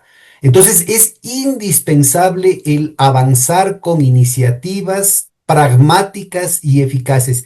Y este mecanismo, el sistema de compensación de pagos, que ahora es facilito por las tecnologías de los sistemas de pagos homologados entre los bancos centrales, puede instalarse en cuestión de 2 o 3 semanas, así como me están hablando. Así es que me parece formidable el trabajo que están haciendo en la Tindad y vale la pena estar poniendo los dedos en la llaga ahí. No tiene por qué tener préstamos, no tiene por qué tener condiciones de préstamos más exigentes, no tiene por qué ser de corto plazo, no tiene por qué ser a tasas de interés más altas. Porque el costo de emisión de bolivianos para Bolivia es prácticamente nulo. El costo de emisión de pesos argentinos para Argentina es prácticamente nulo. El costo de emisión de reales en Brasil es prácticamente nulo. Y lo que hace es, al contrario, incentivar la profundización del comercio y de la producción, de la integración productiva entre nuestros pueblos. Y un poco ahí, justo lo que decíamos al inicio, un paso importante es justo estos flujos comerciales en nuestras monedas. Creo que sería un primer paso importante para que, como bien tú dices, un país que recibe, por ejemplo, bolivianos, no es que diga qué hago con ellos, sino sabe que los va a continuar Pero utilizando además, en si lo temas de haces, si comercio. lo haces, Daniela, lo haces en matriz, o sea, no lo haces bilateralmente, sino que lo Exactamente. haces en colectivo, se arma una matriz y, Y ahí está. los saldos que quedan son cada vez menores. Es un principio que lo tienen los bancos italianos desde hace 800 años y que ahora lo aplicaríamos para el desarrollo de nuestros pueblos, ¿no? Yo creo que es fundamental entender, y porque ya funcionó, además, nos dijeron que esto de aquí tampoco iba a funcionar, o sea, sí mismo fue un escándalo cuando planteamos estas cuestiones, y aquí funcionó el Sucre.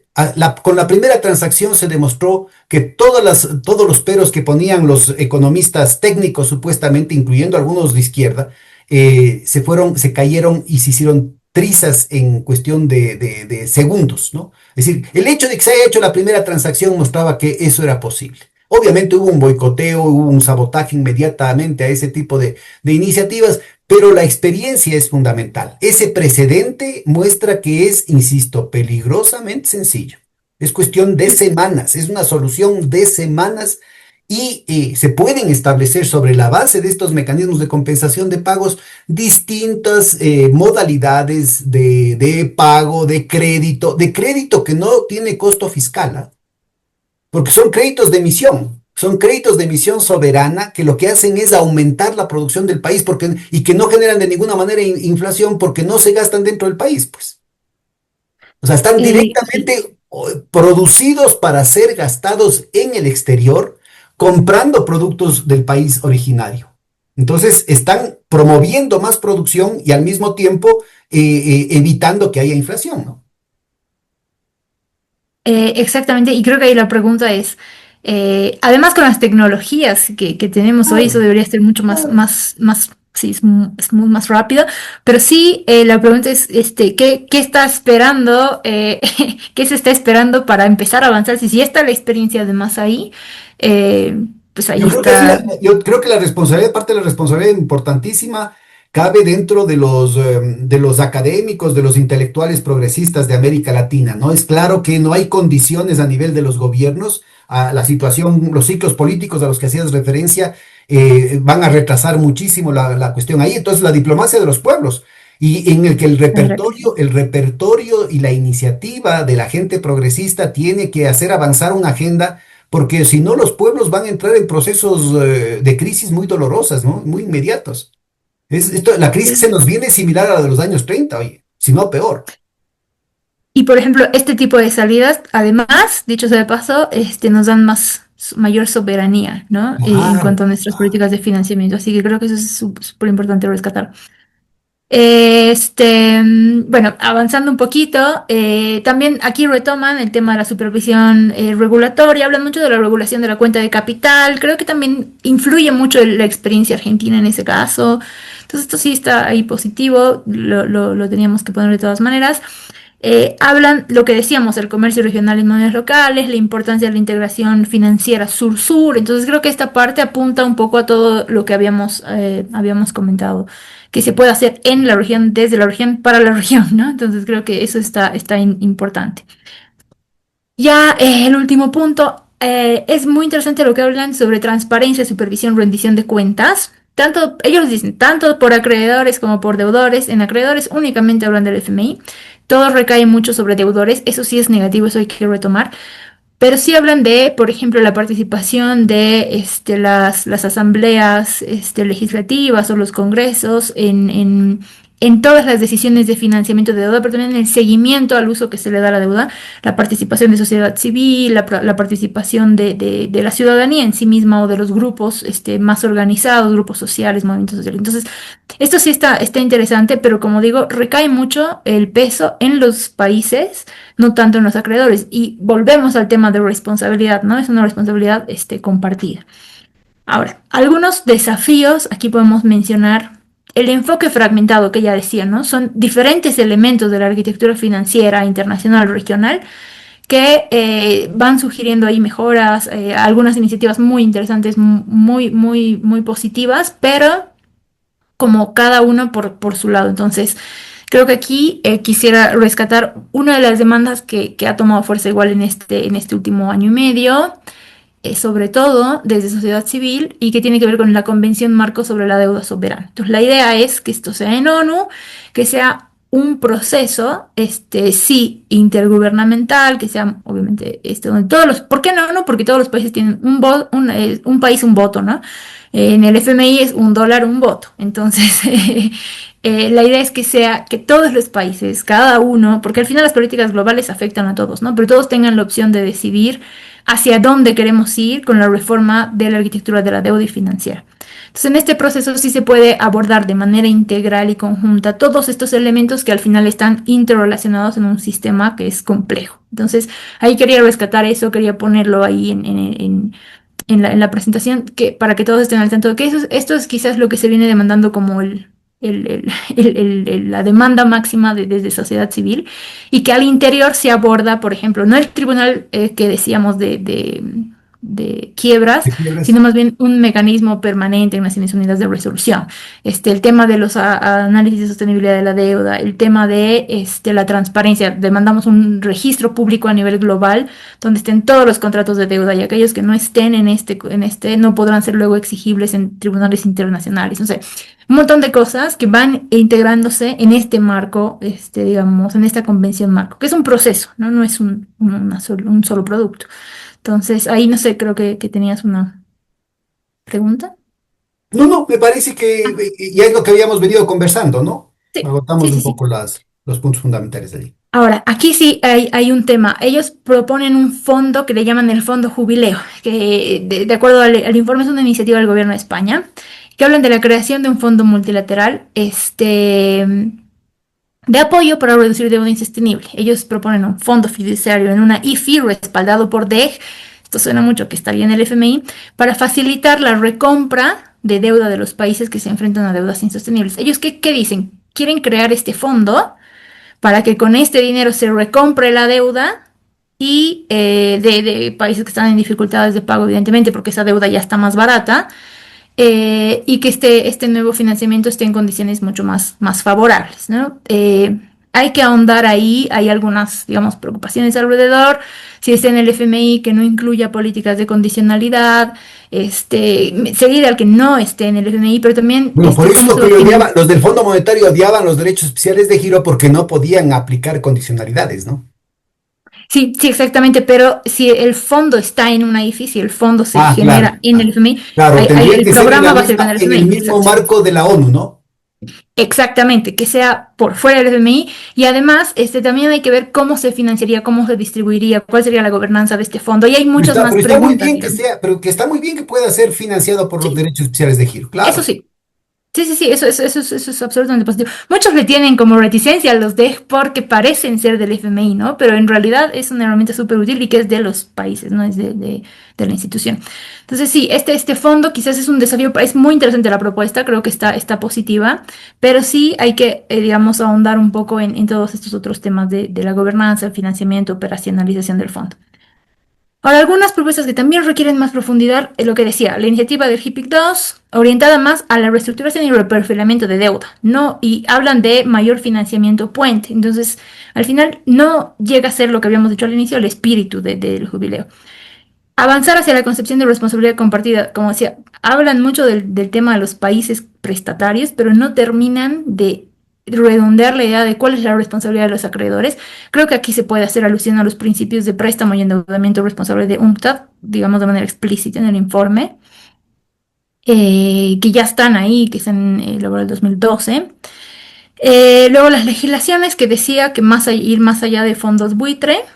Y en temas de bancos multilaterales de desarrollo, uno lo lee, parece positivo, es muy genérico y no termina de aterrizar en algo concreto. Entonces creo que ahí sí hay un desafío de darle la vuelta y aterrizar con lo que van proponiendo en el informe. Entonces ahí para tener una idea de qué factores vemos como desafíos y ya para ir cerrando las preocupaciones que son principalmente dos, ahí puse una tercera. La primera. Hablan de extender la iniciativa de suspensión del servicio de la deuda. Esto es, así como había dicho, el marco común del FMI, del Banco Mundial, del G20. En la pandemia se implementó esta iniciativa y que tenía que ver se suspenden los pagos de este grupo de países que apliquen, que eran los de ingreso bajo, pero se llevan los pagos más adelante. Entonces el problema es que no se resuelve el problema de la crisis, sino más bien solo se la patea más adelante. Entonces, que este informe que tiene propuestas tan interesantes pida una extensión de esta misma iniciativa que no ha sido positiva, acreedores privados no han participado, elegibilidad de países también es un problema. Entonces, creo que esto es innecesario y que creo que es más, ni siquiera debería ser parte del documento. Pero ahí quería resaltarlo. Y el segundo tema de preocupación es que se promueven canjes de deuda por naturaleza. Entonces, a ver, en el caso, por ejemplo, de Ecuador, cuando la deuda sea barata, lo que pueden hacer es recomprar esa deuda, como fue en el caso de Ecuador, para reducir justamente el stock que esté más bajo y que ese dinero, entre comillas, que se ha ahorrado, se destine a, por ejemplo, temas de naturaleza. Se ha hablado también de canjes de deuda por educación, salud, seguridad alimentaria, por un montón de cosas. Pero eso también En el implica fondo, poner condiciones que afectan a la soberanía educativa, en salud y todo eso. Ya en el tema de lo de la naturaleza ya se ha utilizado malamente que las banderas de la ecología y de la reducción de la deuda para los bonos azules y los bonos azules en el caso de las Islas Galápagos, los bonos verdes en el caso del Chocó andino y de la Amazonía ecuatoriana, que en realidad lo que hacen es una cesión de soberanía brutal, ¿no? En el que la participación muy opaca de sectores privados que no se sabe de dónde mismo vienen, involucra una serie de elementos muy delicados, más aún en una situación como la que estamos viviendo de escalada del narcotráfico, ¿no? Absolutamente, y además igual en el canje de deuda en Galápagos que se hizo, ahí tenemos un análisis igual muy extenso en Latindad. Es más costoso que al final positivo para el país, se pierde absolutamente la soberanía. Bueno, ahí podemos discutir muchas cosas, pero sí por eso es una preocupación que se impulse este tipo de instrumentos que por un lado no resuelven ni la crisis de deuda, ni tampoco son un aporte real a iniciativas, por ejemplo, por la naturaleza o de resiliencia climática o nada. Entonces, por eso es que lo planteo aquí como una preocupación. Hay una serie de problemas ahí. Y si ya va a haber digamos, si hay un país que está en esta, digamos, dificultad de deuda y ya su deuda está más barata, en teoría este fondo del jubileo sería mucho más útil utilizarlo para reducir. ¿Para qué vamos a impulsar un canje? Digamos, me parece que es innecesario. Y lo último sobre los análisis de sostenibilidad de la deuda. Habíamos dicho que es positivo que los países los hagan, los propios, está bien, pero en el marco del informe se hablan de mejoras a la herramienta actual, ¿no? Que mantiene el enfoque ortodoxo. Ahí puedo mencionarles varios problemas, pero creo que la demanda es que sea un nuevo enfoque, ¿no? Que la metodología sea diferente, porque en este momento está orientada simplemente a que el país recobre la capacidad de pago para garantizar los intereses de los acreedores. O sea, en ningún momento se incluyen otras necesidades del país. La sostenibilidad está orientada básicamente a garantizar el repago de la deuda por encima de cualquier otra necesidad en el país. Entonces, eso sí es importante de mencionar, que no queremos mejoras en la herramienta actual, sino un nuevo enfoque. Entonces Bueno, ahí me detengo, creo que es lo más importante del informe. Daniel, ha sido un recorrido formidable y una gran capacidad de síntesis. Te agradezco muchísimo y de nuevo queda pendiente cualquier otra alternativa, incluyendo el tema ese de informe de las Galápagos, que queda comprometida para cualquier momento. Estamos abiertos, esta humilde ventanita pues está a su entera disposición. Muchas gracias, ¿ah? Muchas gracias a ti, Pedro, y espero que haya sido de utilidad. Por supuesto, un gran abrazo, cuídate. Igualmente.